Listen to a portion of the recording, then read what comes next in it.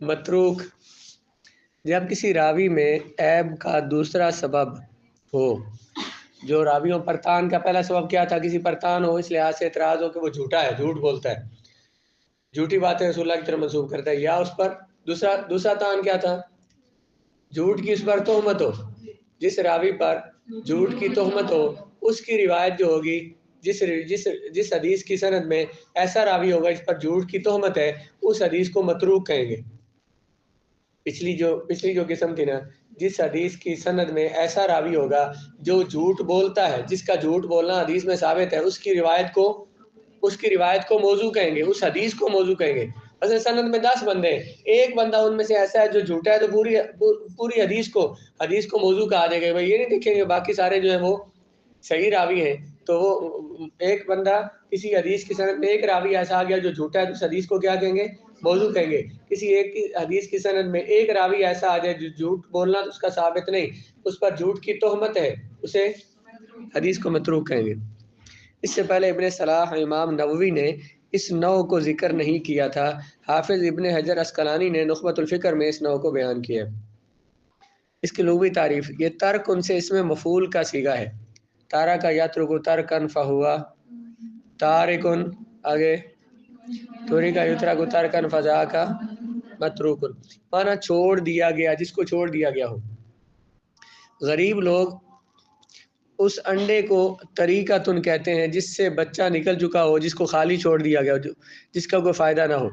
اصطلاحی تعریف: وہ حدیث، یہ لغت کی بات، عربی لغت میں اس کے ایمان بیان کے. اصطلاحی تعریف: وہ حدیث جس کی سند میں ایسا راوی ہو جو متہم بالکذب ہو. متہم جس پر تہمت لگائی گئی ہو، بالکذب بھی جھوٹ کی، تو جس پر جھوٹ بولنے کی تہمت ہو، یعنی اگرچہ اس کا یقین کے ساتھ جھوٹ بولنا ثابت اس کا نہیں ہے، لیکن اسے لوگ جھوٹا کہتے ہیں، تو جس حدیث کی سند میں ایسا راوی ہوگا اس حدیث کو متروک کہیں گے. متہم بالکذب ہونے کے اسباب: کسی پر جھوٹ کی تہمت کیوں لگتی ہے، اس کے اسباب.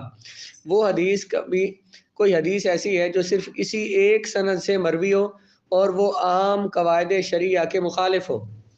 شرعی قواعد و قانون کے کیا ہو؟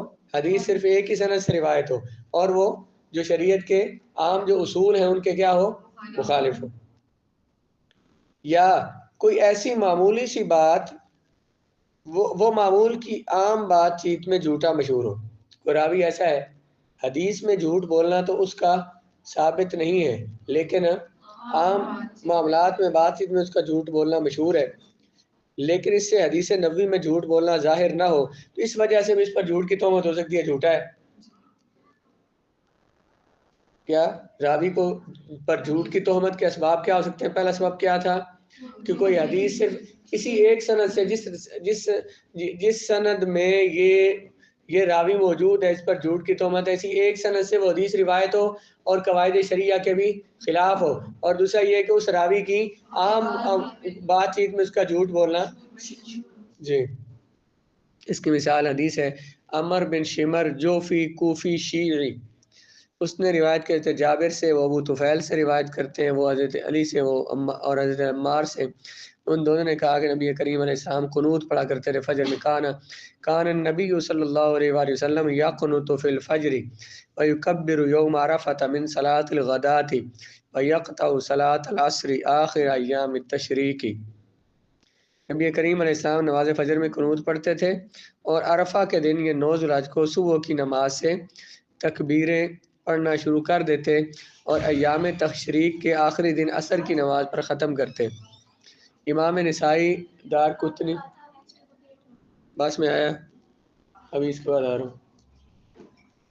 امام نسائی، دارقطنی اور دیگر محدثین نے عمر بن شمر الجعفی کے متعلق بیان کیا کہ یہ متروک الحدیث راوی ہے، اس پر جھوٹ کی تہمت ہے.